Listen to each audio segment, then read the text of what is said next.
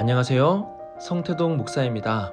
오늘도 주님의 말씀을 묵상하며 복된 하루를 시작할 수 있기를 바랍니다.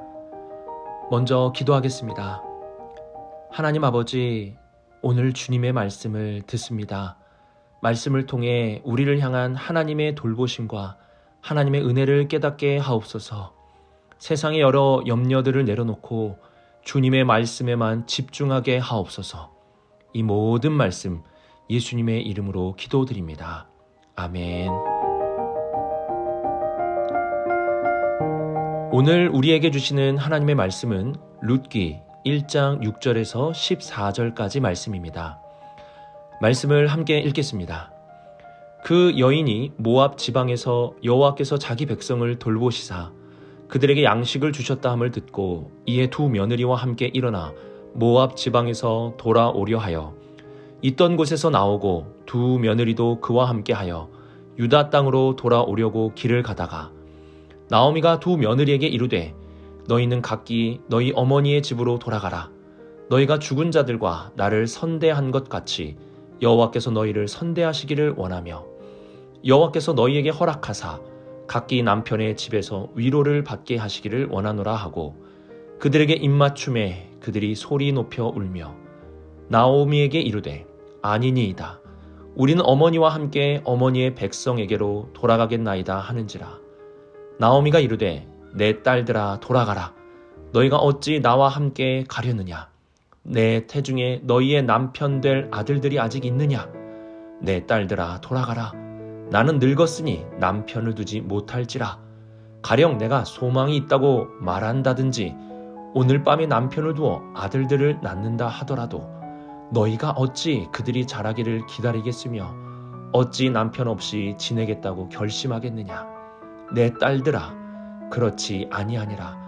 여호와의 손이 나를 치셨으므로 나는 너희로 말미암아 더욱 마음이 아프도다 하매 그들이 소리를 높여 다시 울더니 오르바는 그의 시어머니에게 입맞추되 롯은 그를 붙쫓았더라. 아멘.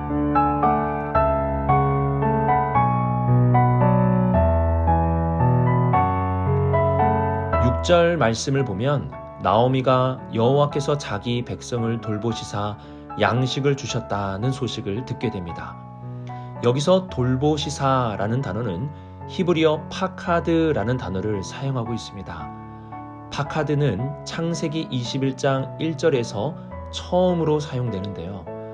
여호와께서 말씀하신 대로 사라를 돌보셨고 여호와께서 말씀하신 대로 사라에게 행하셨으므로 사라가 임신하고 하나님이 말씀하신 시기가 되어 노년의 아브라함에게 아들을 낳으니.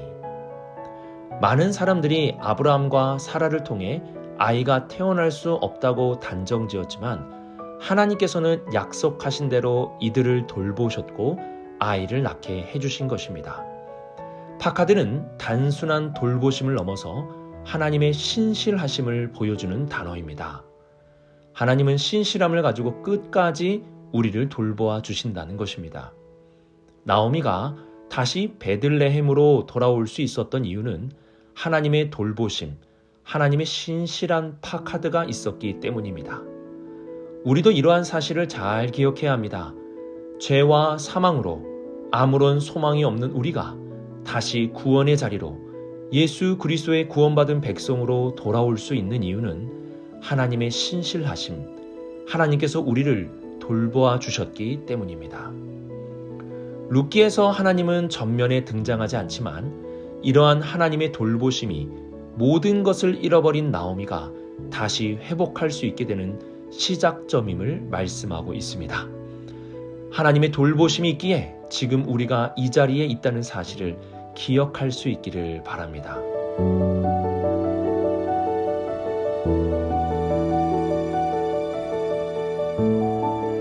하나님의 파카드, 돌보심의 소식을 듣고 나오미와 두 며느리는 함께 베들레헴으로 돌아오려고 합니다. 유다 베들레헴으로 돌아오는 길에 8절 말씀을 보면 나오미는 두 며느리에게 돌아가라고 말합니다. 여기서 돌아가라는 것은 베들레헴이 아니라 너희의 어머니의 집, 즉 너희의 고향으로 돌아가라는 것입니다. 나오미가 이렇게 두 며느리에게 말하는 이유는 자신에게서는 아무런 소망이 없었기 때문입니다. 당시의 법을 본다면 11절에도 나오듯이 나오미가 결혼해서 낳은 아들이 두 며느리의 남편이 될 수 있었습니다. 하지만 나오미는 나이가 들었고 또 결혼해서 아이를 낳는다고 하여도 어떻게 두 며느리가 그 아이가 자랄 때까지 기다릴 수 있겠습니까? 그래서 나오미는 두 며느리에게 진심을 다해 돌아가라고, 나에게는 어떠한 소망도 없다고 말해줍니다. 두 며느리는 아무런 소망도 없는 시어머니를 지극정성으로 모셨습니다. 그리고 아무것도 없는 시어머니의 고향까지 따라가려고 하였습니다. 시어머니는 이러한 며느리들의 모습에 감동도 되었지만 너무 미안하여 진심으로 너희들의 고향으로 돌아가서 새 살림을 차리라고 말해줍니다. 8절 말씀을 보시면 두 며느리는 나오미를 선대하였다는 것을 알 수 있습니다. 여기서의 선대는 히브리어 헤세드입니다. 하나님의 자비, 은혜, 친절함을 가리키는 헤세드라는 단어를 사용하고 있는 것입니다.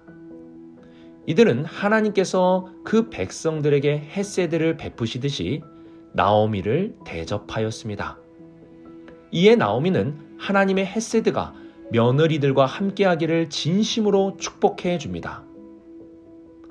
하나님은 헤세드를 베푼 자에게 하나님의 헤세드를 베풀어 주십니다. 우리가 다른 누군가에게 헤세드를 베푼다면 하나님은 우리를 긍휼히 여겨주시며 헤세드를 베풀어 주실 것입니다. 그리스도인들은 헤세드를 베푸는 자들이 되어야 합니다. 하나님께서 우리들에게 헤세드를 베풀어 주셨고 또한 헤세드를 베푸는 자들에게 하나님께서 헤세드를 베풀어 주실 것이기 때문입니다.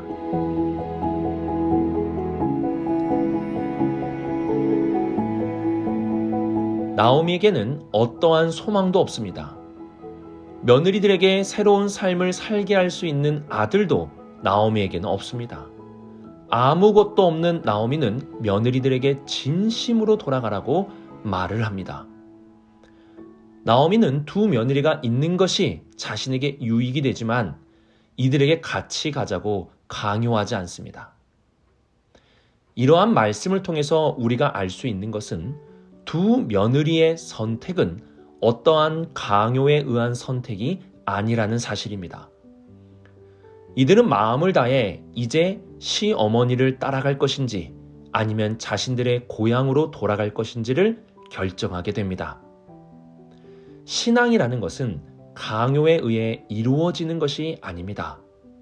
오늘 말씀을 보면 며느리 중에 한 사람인 오르반은 그의 길을 떠나갔지만 롯은 시어머니를 붙쫓았다고 말씀하고 있습니다. 여기서의 롯의 결정은 진심으로 그리고 전심으로 선택한 것임을 알 수 있습니다. 우리의 신앙은 어떠합니까? 누군가에 의하여 강요된 신앙입니까?